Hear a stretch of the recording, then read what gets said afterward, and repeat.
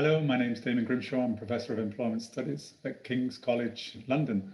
I really appreciate the chance to talk to the Citizens' Assembly of Ireland about this very important agenda. My message in this talk is that we already know what needs to be done to close the gender pay gap. We know what sets of measures are needed. We also know that it involves the commitment, the energy, a real sense of purpose among governments, employers, big and large, as well as unions who work to represent workers across the economy. So we know what needs to be done. We know who needs to get involved. On the side of women, we know that women have already done a great deal towards this transformative agenda. They're investing more in education than ever before. Their attachment to employment is very continuous now, more than ever before. And of course, in the workplace, they're doing a great deal to bring to light many areas of perhaps invisible and undervalued skills, and countering old and way outdated forms of sex discrimination and stereotyping. So that's my big message. So now I want to go through some examples of different countries, what they're doing in an innovative fashion to reduce the gender pay gap. Here's my little analytical frame. These are my top 6 measures that employers, unions, and governments need to be thinking about designing and applying in order to reduce gender pay equity. Some of them are targeted at women and gender. Some are gender neutral, like minimum wages, collective bargaining, for example. So let me just go through some key examples. Minimum wages are my number 1 measure because these address low pay, and we know that women, in all the data I've ever seen, are overrepresented among low wage workers. So you raise the minimum wage, the statutory minimum wage, and you're doing a great deal to boost women's pay at the bottom. Now, we know across different countries that statutory minimum wages are often very low and too low. We know this because there are a lot of living wage campaigns. Now, a living wage is different to a minimum wage because a living wage is the lowest level of pay deemed suitable to survive and have a basic standard of living. Living wage campaigns have really taken off. Take Belgium, for example. There is now a fight for 14. That's 14 euros an hour, significantly higher than its statutory minimum wage of 9.66, a 45% rise. That borrows from the United States the fight for $15, which is due to be implemented over the 2025 period, depending on what happens with the election. Germany, unions are arguing for minimum wage at 60% of median earnings. That's a common, decent standard for a minimum wage. It's the target level also for Britain's statutory minimum wage. And Ireland, you have your living wage technical group, which is also making demands for a 26% rise. So put a living wage in, and we're going some way towards gender pay equity. My number 2 measure is to have more inclusive collective bargaining.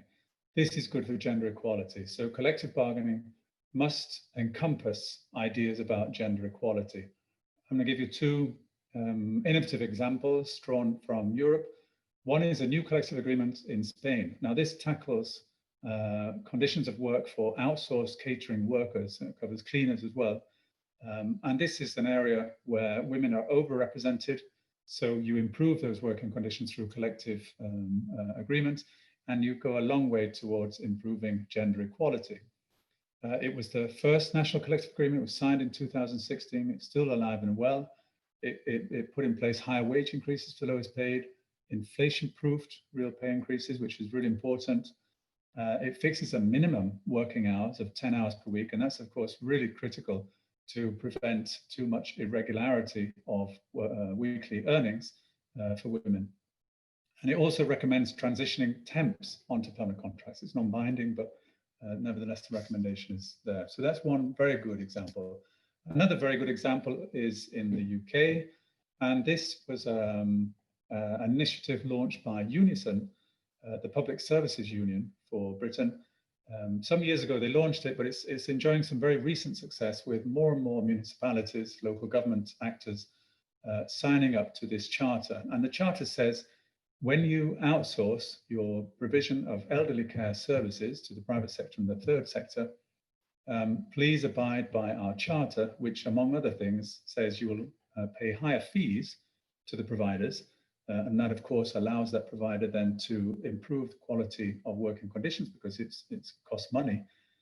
That they establish a real living wage, which, as I've said, is not the same as a statutory minimum wage, which is too low, and to abolish 0 hours contracts, which are a real plague in Britain and need to be abolished.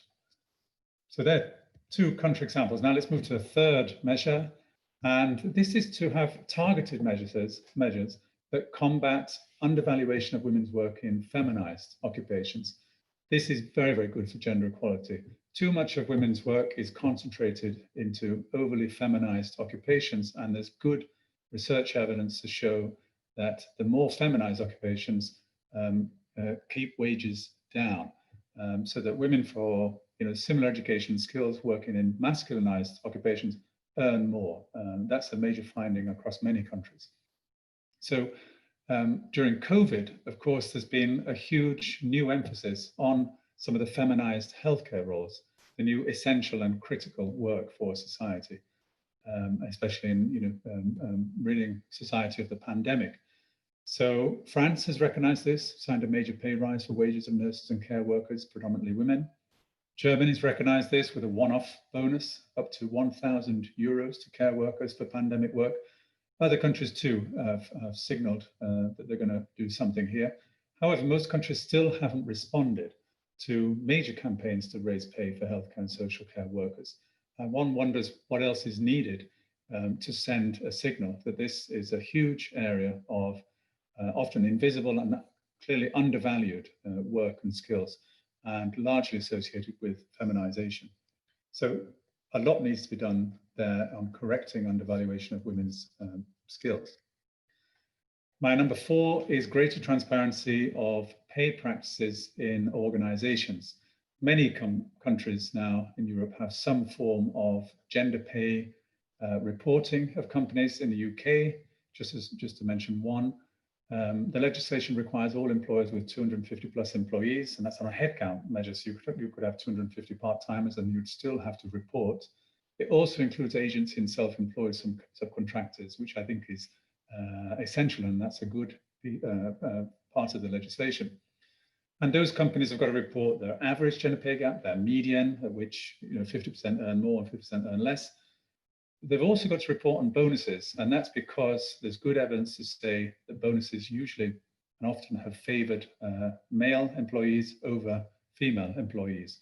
So that's really, really interesting that they've included that in legislation. That's very, very positive. And so lots of work is being done there. I've included the website for people if they want to follow up on that information.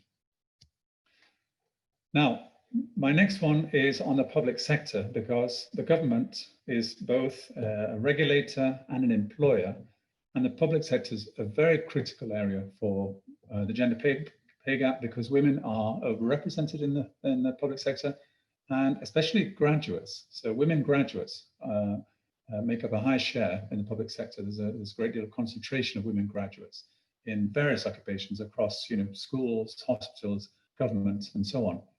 So given that, we must remember that policies of austerity, where government spending is restricted, over time has a cumulative effect which impacts on women far more than on men, who have a more diverse employment base across different sectors. I would also say that cost-focused outsourcing as a sort of a short-term, cheap way of reducing public spending is also bad for gender equality, because we know that where cost-focused outsourcing is applied in the public sector, it means that working conditions are reduced, and by which I mean wages over the lifetime as well as pensions. Here's just a bit of data for Europe to show the concentration of women in the public sector, the bars on the left, and the bars on the right, the concentration of women graduates. So if you just look at the figures there for Sweden, for example, the Netherlands, Ireland, somewhere, I suppose, in the middle, in terms of its concentration levels compared to other European countries. This is taken from a book chapter from Jill Rubery, in a book by Daniel Vaughan Whitehead for the ILO. My sixth final measure is progressive family policy support. This is because women as working mothers still take care of the kids, as Nancy Falbury once put it.